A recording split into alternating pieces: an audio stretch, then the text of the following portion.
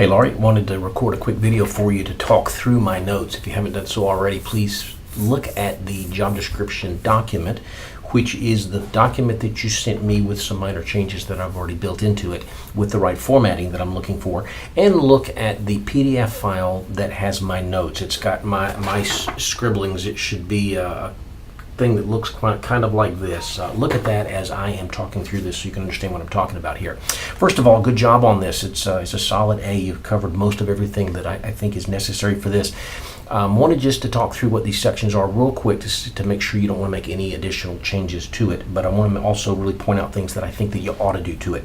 First of all, the job summary, pretty good. It should be the highlights or the executive summary of what the essential functions are. As a candidate, I want to read this paragraph and be able to make a decision, do I keep reading or do I not? You've done a pretty good job there of listing out in a sentence form, in a couple of sentences, what this job has to do. So good job there. Essential functions, you've done pretty well. Also, I've just changed a little bit of the wording to have a parallel structure. I've added a sentence up at the top that wasn't part of my example that I gave you that I thought is, as I have looked over some of these things, is a very good thing to add in there about us giving reasonable accommodation and whatnot. You might think about this one more time in terms of the call center rep. It's going to be almost entirely phone work, I would think, because you've also got a customer service rep somebody else is doing that is in-house, same thing. So think about what your objective is for this job and make sure that you cover all of the essential functions that this person is going to end up doing on a regular basis. Minor things here, maybe not anything really significant. I changed some of the things in the file that I sent back to you, but not all of them. For example, knowledge-based is a hyphenated word. I don't think I changed that. So look through this and try to update anything that I've suggested here that I didn't build into the file that I sent back to you. Under job context, this is not something that is on every job description, but I wanted you to go through the practice of thinking about this job from a global perspective to try to answer questions that the candidate might have. The first thing is supervision received. Who's my boss? What's the chain of command? So you want to be able to, you've done a pretty good job here. You want to be able to say that this person reports to that person. And is that person here all the time that I can walk down the hall and talk to them? Or are they in another location? How do I reach them if they're not here for some reason? Pretty good job there. I've eliminated a couple of things.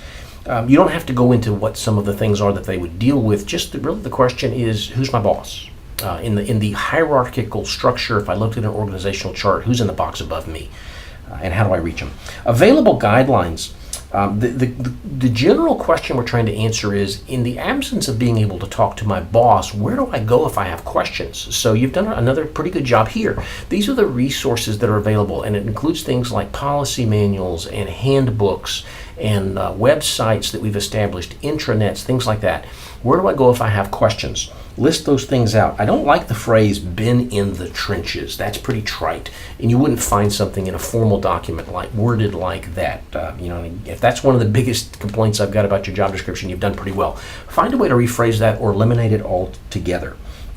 Also, toward the bottom there, one phone call away sounds like a lawyer on TV. You might want to say, "will be available." That's all you really have to say. But again, here's the question: where do I go if I have questions? What books, what manuals, what binders, what websites, things like that.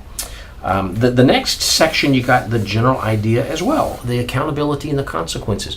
What are the things as a call center rep might happen that would create problems if we give bad information, if we're not nice to our customers? I'm trying to brainstorm as I film this thing, and not a lot of things come to mind. You've done a pretty good job there, but you really want to convey what are some of the typical things that could go wrong, and then what are the consequences if they do.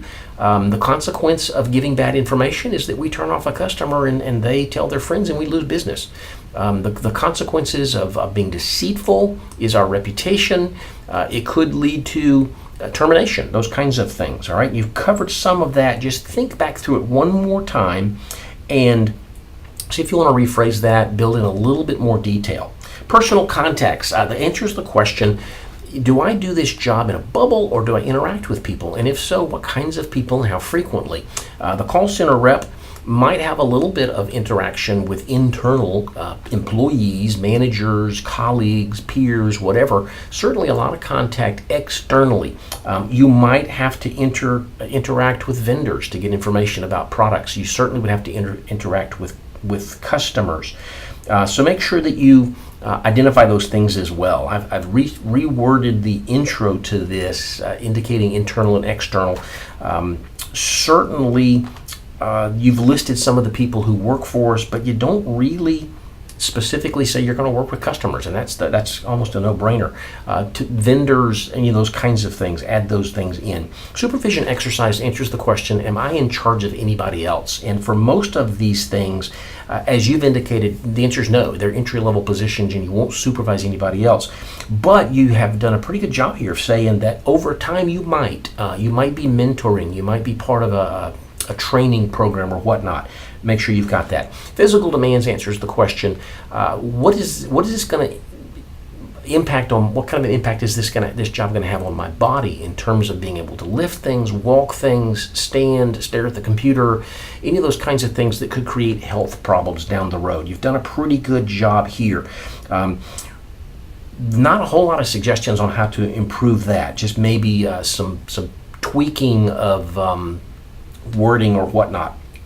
Work hazards, it's probably a no-brainer that we comply with OSHA. You have to do that no matter what. But think about in terms of this job, are there any potential hazards to your health? Certainly carpal tunnel, or with typing a lot, repetitive motions, eye strain looking at a computer.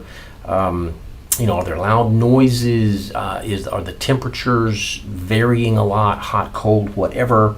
You might say there are no real problematic types of hazards, but you might want to identify any of those that come to mind that might be. And personal demands, you've got the right approach here. How does this job impact my relationships and my time away from here? So make sure as you read back over this, you might not want to make any changes. I couldn't think of anything right off, but just look at it from the perspective of the employee or the potential employee. Am I going to have to work holidays and weekends and so forth? You've kind of addressed that. Am I going to have to travel? You've kind of addressed that. You might not have to do anything, but just think back through it one more time. Under knowledge, skills, abilities, in order to do the essential functions, what do you have to know? What kind of things do you have to be able to do? What skills do you need? Reword some of that stuff. The principles and procedures is really, really vague, so make that much more clear. I reworded a little bit for parallelism or structure. Think about if there's anything else that we might want to put in this. On the minimum qualifications, it requires a diploma or GED. That's good. Experience, you say that none is necessary, but previous customer service experience is desired. You just said no experience is necessary, but previous is desired. So, I mean, you've kind of distinguished between those two. But as a candidate, I want to go, okay, how much? So you might want to say, 6 months or 2 years or whatever. Make sure, rather than desired, you'd say preferred or something like that. Desired doesn't really answer the question, do I have to have it? Would you consider me if I don't? So make sure that you're clear on that. And then normally the phrase of I understand, I can do this job would be on the form that they would sign when they're hired, but maybe not on the job description they're looking at when they're thinking about whether to apply or not. So I've removed that. I changed it from Perry Grimes Enterprises, which is on the example that I gave you, to Amerma, which is the company that we're using now. Otherwise, it's looking really, really good there, and I appreciate the effort you put into it. Some minor adjustments sent back to me probably gets us where we want to be, and I can load this thing for the communication students to start looking at later on. Have any questions, give me a call. Otherwise, good job. A few minor changes, email it back to me. We're ready to go. Keep up the good work.